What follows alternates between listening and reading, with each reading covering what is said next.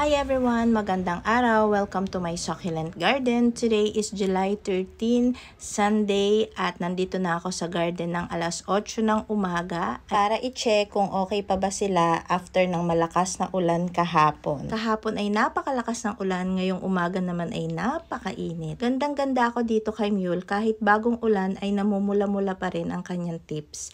Nandito naman si Ganzo at saka si Purple Haze. Ang ganda na rin ng kulay ni Purple Haze kumpara nung unang dumating siya sa akin. Pagpasensyahan niyo na yung mga lupang nagkalat sa sahig, hindi talaga maiiwasan yan, lalo tag-ulan ngayon at wala akong plant rack. Pansin ko, matibay talaga itong si Orange Lover sa rain or shine. Pagkatapos ng malakas na ulan kahapon, ay tinuloy ko na itong aking pagre-repat kay TP. At ngayong umaga ay ilalagay ko na siya sa pwesto niya. Mahiyang sana siya dito at wag sana siyang awayin ng mga katabi niyang succulents, char. Ganito ang itsura nila kapag hindi sila nasisikatan ng araw. Napansin ko kasi na kumulimlim yung langit. Tignan ninyo, natatakpan ng ulap yung araw.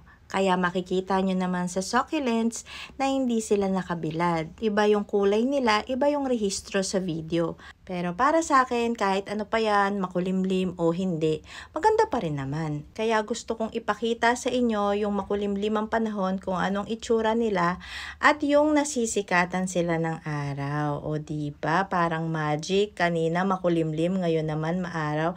Ang ganda-ganda ni Tipi, no? So pretty. At nakakapaso na ang sikat ng araw dahil nahawi na ang ulap. Pagkatapos nga nun ay humingi ako ng paintbrush sa aking asawa, ayan, para gamitin dito sa paglilinis sa aking mga pots. Para kahit papano ay mabawasan ng dumi.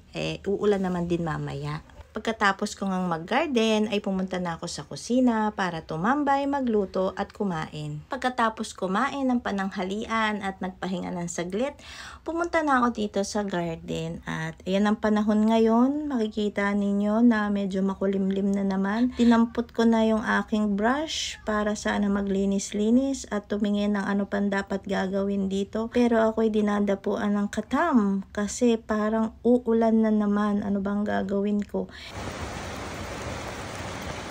Ayan nga't bumuhos na ang malakas na ulan, kaya tama talaga ang nararamdaman kong katamaran. Na hindi na ako maglinis pa dito kasi baliwala din ang paglilinis ko. Ayan nga't basang-basa na naman ang sahig. Kaya bukas ko na lang itutuloy ang naudlot kong paglilinis dito. So yun lang muna for today's video. Thank you for watching mula sa aking inuulang succulent garden. Happy planting, happy gardening sa ating lahat. Until next time, bye!